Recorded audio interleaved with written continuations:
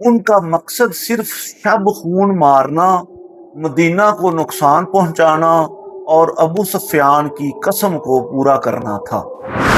یہ 200 سوار رات کی تاریکی میں سفر کرتے اور دن کو اجالے میں پہاڑوں کی اونٹ میں چھپ جاتے، یہاں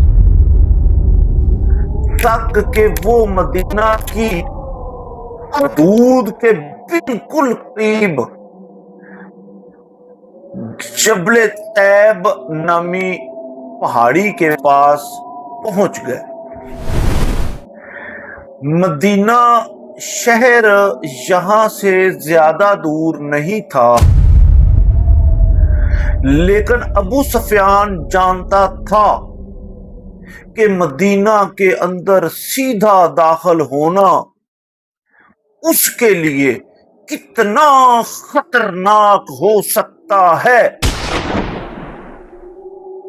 اسے مدینہ کے اندر سے کسی غدار کی مدد درکار تھی، ایک ایسا شخص جو اسے اندرونی حالات کی خبر دے سکے، اور تاریخ گواہ ہے کہ جب بھی باہر کا دشمن حملہ آور ہوتا ہے تو اسے اندر کے غداروں کی ضرورت ہوتی ہے۔ رات کے گہرے اندھیرے میں ابو سفیان اپنے لشکر کو مدینہ سے کچھ فاصلے پر چھوڑ کر اکیلا مدینہ کی ایک یہودی بستی میں داخل ہوا۔ یہ یہودی کام ظرف شروع سے ہی ایسے ہے، اور سیدھا بنو نذیر کے ایک بڑے سردار حیہ بن خطیب کے دروازے پر پہنچا اور دستک دی۔ حیہ بن خطب جو مسلمانوں سے سخت نفرت کرتا تھا، اس نے جب دروازے کے سوراخ سے ابو سفیان کو رات کے اس پہر کھڑے دیکھا تو وہ خوف سے کانپ گیا۔ وہ جانتا تھا کہ ابو سفیان کو پناہ دینے کا مطلب کائنات کے عظیم ترین کمانڈر محمد مصطفیٰ صلی اللہ علیہ وآلہ وسلم سے کھلی بغاوت ہے۔ بزدل حیہ بن خطب نے دروازہ کھولنے سے صاف انکار کر دیا، لیکن ابو سفیان ہار ماننے والوں میں سے نہیں تھا۔ وہ وہاں سے مڑا اور ایک اور یہودی سردار سلام بن مشکم کے گھر کی طرف چل پڑا۔ سلام بن مشکم جو یہودیوں کا خزانچی بھی تھا، اس نے ابو سفیان کا دروازہ کھول دیا۔ اس رات سلام بن مشکم نے اپنے معاہدے اور ریاست مدینہ سے کھلی غداری کی۔ اس نے ابو سفیان کو پناہ دی، اسے بہترین کھانا کھلایا اور اسے شراب پیش کی، اور سب سے بڑھ کر اس یہودی سردار نے رات کی اس تاریکی میں ابو سفیان کو مدینہ کی دفاعی پہلوؤں، مسلمانوں کی کمزوریوں اور ان کے حفاظتی انتظامات کی پوری خفیہ معلومات فراہم کر دی۔ مائی ڈیئر لسنرز، اگلی صبح ہونے سے پہلے ہی ابو سفیان وہ تمام حساس معلومات لے کر واپس اپنے لشکر کے پاس پہنچ گیا۔ اب اس کے پاس مدینہ پر ایک بزدلانہ حملہ کرنے کا پورا نقشہ موجود تھا۔ ابو سفیان نے اپنے سواروں کو مدینہ کے ایک مضافاتی علاقے جس کا نام اریز تھا کی طرف بڑھنے کا حکم دیا۔ یہ ایک پرامن زرعی علاقہ تھا جہاں مدینہ کے لوگ اپنے کھجوروں کے باغات اگاتے تھے۔ سورج کی پہلی کرن کے ساتھ ہی ابو سفیان کے ان 200 جنگجوؤں نے قریظ کے باغات پر ایک بزدلانہ دھاوا بول دیا۔ وہاں انہیں مدینہ کا ایک نہتا انصاری صحابی سیدنا سعد بن عمر رضی اللہ عنہ اور ان کا ایک حلیف کھیتوں میں کام کرتے ہوئے ملے۔ مکہ کے ان ظالم اور مغرور جنگجوؤں نے ان دونوں بے گناہ اور نہتے مسلمانوں پر اچانک حملہ کر دیا اور انہیں بے دردی سے شہید کر دیا۔ مائی ڈیئر لسنرز، صرف اسی پر بس نہیں کیا، ان ظالموں نے مسلمانوں کی معیشت کو نقصان پہنچانے کے لیے وہاں موجود کھجور کے درختوں کو کاٹنا شروع کر دیا اور تیار فصلوں اور باغات کو آگ لگا دی۔ آگ کے شعلے اور دھواں مدینہ کے آسمان کی طرف اٹھنے لگا۔ ابو سفیان نے جب 2 مسلمانوں کا خون بہا لیا اور باغات کو جلا دیا تو اس نے سوچا کہ اس کی وہ قسم جو اس نے کعبہ میں کھائی تھی وہ پوری ہو گئی ہے۔ اسے معلوم تھا اگر مدینہ کے شیروں کو اس حملے کی خبر ہو گئی تو اس کے 200 آدمیوں میں سے ایک بھی زندہ واپس نہیں جا سکے گا۔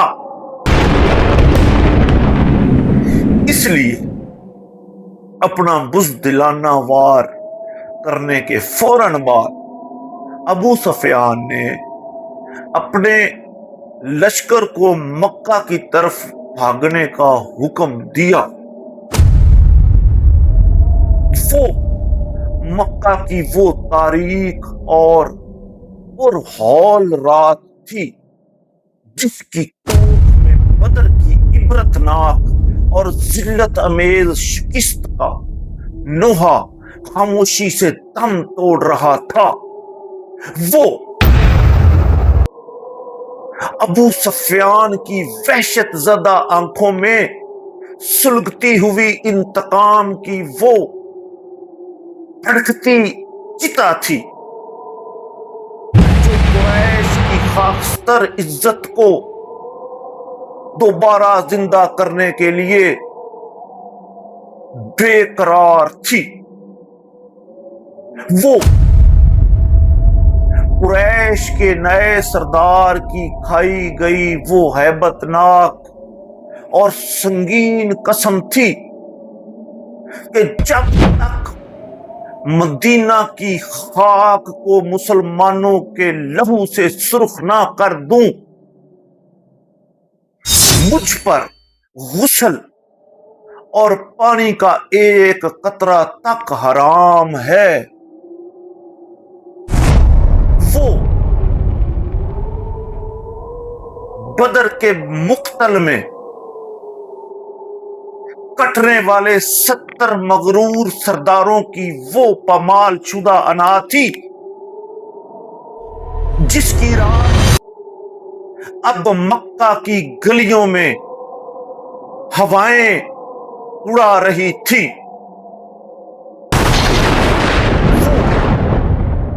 شب تاریک کی دبیز چادر میں چھپ کر مدینہ کی طرف ریگنے والے 200 جنگجوؤں کا وہ شاطرانہ لشکر تھا، کھلے میدان کے بجائے ایک بزدلانہ شب خون کی تیاری کر رہا تھا۔ وہ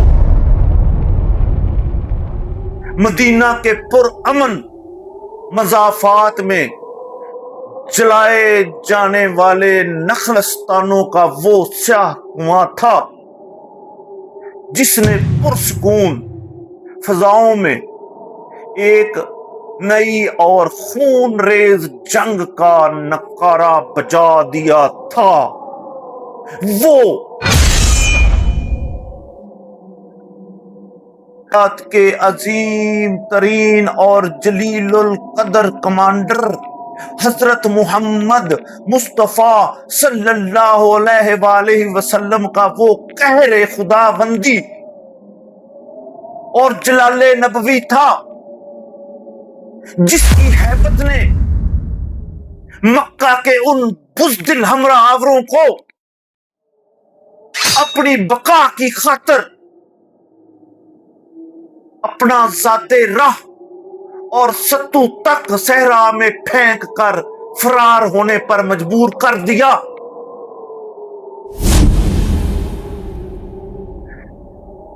بدر کے میدان میں قریش مکہ کی کمر ٹوٹ چکی تھی۔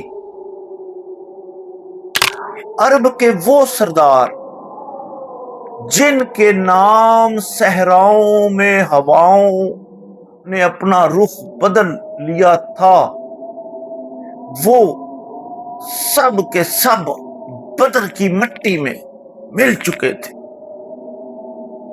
ابو جہل، عتبہ، شیبہ اور امیہ بن خلف جیسے بڑے نام تاریخ کے کوڑے دان میں غرق ہو چکے تھے۔ ان کے پیچھے مکہ میں بچا تھا تو صرف ماتم، خاموشی اور ایک ایسا غصہ جو کسی بھی وقت پھٹنے والے آتش فشاں کی طرح ابل رہا تھا۔ مائی ڈیئر، بدر سے بچ کر بھاگنے والوں میں مکہ کا نیا سردار ابو سفیان بھی شامل تھا۔ وہ ابو سفیان جس کا تجارتی قافلہ بچ نکلنے میں تو کامیاب ہو گیا تھا، جو ہم نے پچھلی ایک ساتھ میں آپ کو تفصیل سے بتایا تھا، لیکن اس کے قبیلے کی جو درگت مسلمانوں نے بنائی تھی، سفیان کی نیندیں اڑا دی تھی۔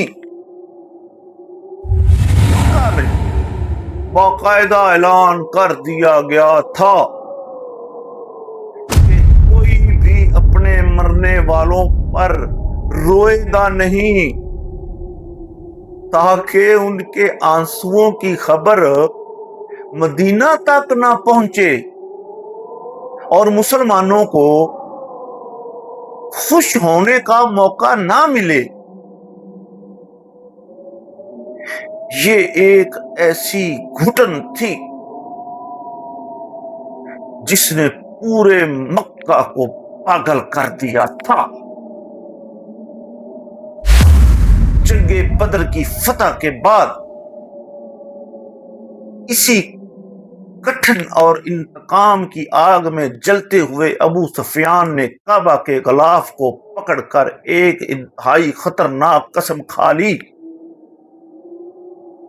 اس نے اعلان کر دیا کہ جب تک وہ مدینہ پر حملہ کر کے مسلمانوں کا خون نہیں بہائے گا تب تک وہ اپنے سر پر پانی نہیں ڈالے گا، یعنی غسل جنابت نہیں کرے گا اور نہ ہی اپنی بیوی کے قریب جائے گا۔ یہ عرب کے سرداروں کا پرانا رواج تھا کہ جب کوئی بڑی قسم کھاتے وہ اپنے اوپر دنیا کی آسائشیں حرام کر لیتے تھے، اور ابو سفیان کی اس قسم کا مطلب سیدھا سیدھا ایک اور جنگ کی للکار تھا۔ مائی ڈیئر لسنرز، اپنی اس قسم کو پورا کرنے کے لیے بدر کے مارکے کے محض 2 ماہ بعد ذوالحجہ کے مہینے میں ابو سفیان نے مکہ سے 200 انتہائی چنیدہ اور خطرناک جنگجوؤں کا ایک دستہ تیار کیا۔ یہ کوئی عام لشکر نہیں تھا، یہ وہ لوگ تھے جن کے سینے انتقام کی آگ میں جل رہے تھے۔ یہ لشکر مکہ سے نکلا اور رات کے اندھیرے میں چھپتے چھپاتے انتہائی خفیہ راستوں سے مدینہ کی طرف بڑھنے لگا۔ ان کا مقصد کوئی بڑی جنگ لڑنا نہیں تھا، کیونکہ وہ جانتے تھے کہ اب مسلمانوں سے کھلے میدان میں ٹکرانا موت کو دعوت دینے کے مترادف ہے۔ جیسے ہی کائنات کے عظیم ترین کمانڈر نبی کریم صلی اللہ علیہ وآلہ وسلم تک یہ خبر پہنچی کہ ابو سفیان نے مدینہ کی حدود میں گھس کر غداری سے حملہ کیا ہے اور 2 مسلمانوں کو شہید کر دیا ہے، تو آپ صلی اللہ علیہ وآلہ وسلم کا جلال دیدنی تھا۔ آپ نے ایک لمحے کی بھی تاخیر نہیں کی۔ آپ صلی اللہ علیہ وآلہ وسلم نے فوراً مدینہ کا انتظام حضرت ابو لبابہ رضی اللہ عنہ کے حوالے کیا اور مدینہ کے جاں باز صحابہ کا ایک لشکر ابو سفیان کے تعاقب میں بجلی کی تیزی سے نکل پڑے۔ مائی ڈیئر لسنر، میں آپ کے لیے سیرت طیبہ اور غزوات طیبہ پر دن رات محنت کر کے ویڈیوز بناتا ہوں۔ برائے مہربانی اس نیک کام میں میرا ساتھ دیں اور سیرت النبی اور غزوات نبوی ایک ساتھ دیکھنے کے لیے زیادہ سے زیادہ ان کو شیئر کریں، تاکہ نیک اور سیرت اور غزوات رسول صلی اللہ علیہ وآلہ وسلم سب لوگوں تک یہ خیر کا کام پہنچ سکے۔ माय डियर लिसनर्स, वीडियो के दौरान आवाज का म्यूट होना या ऑटो कैप्शन में अल्फाज का कट जाना, ये एक तकनीकी मसला है। मैं सॉफ्टवेयर अपडेट कर रहा हूं कि तहरीर जो मैं ऐड करता हूं उसमें कोई गलती ना आए, लेकिन अगर कोई उसमें गलती आती है तो मेरे अल्फाज दुरुस्त होते हैं इंशाल्लाह, और अगर मेरे तलफ़्फ़ुज़ में भी गलती हो तो उसका भी मैं आपसे माफ़ी का तलबगार हूँ। प्यारे भाइयों, दोस्तों, बुजुर्गों, बहनों, ये नेक काम, ये वीडियो सीरते तय्यबा, ग़ज़वाते तय्यबा देखने के लिए मेरे चैनल को सब्सक्राइब करें और बेल आइकॉन के बटन को दबा दें। घंटी के बटन के ऑल नोटिफिकेशन पर क्लिक करें ताकि मेरी हर वीडियो जो सीरतुल नबी हजरत मोहम्मद सल्लल्लाहु अलैहि वसल्लम पर आएगी वो आपको नोटिफिकेशन में मिल जाएगी, और नबी करीम सल्लल्लाहु अलैहि वसल्लम के तमाम गज़वात और सीरतुल नबी एक साथ आपको सुनने में मिलेगी। सोशल मीडिया के तूफान बदतमीजी में इस नेक कारे खैर में हिस्सा डालें और ये नेक पैगाम सीरते तय्यबा और ग़ज़वाते तय्यबा को लोगों तक पहुंचाने के लिए मेरा साथ दें और ज़्यादा से ज़्यादा मेरी वीडियो को शेयर करें। आपकी मोहब्बतों का बहुत बहुत शुक्रिया। मैं हूं वसीम मंशा डोगर, चेयरमैन पाकिस्तान किसान मजदूर इत्तेहाद। अब मैं इजाज़त चाहता हूं। अल्लाह निगहबान।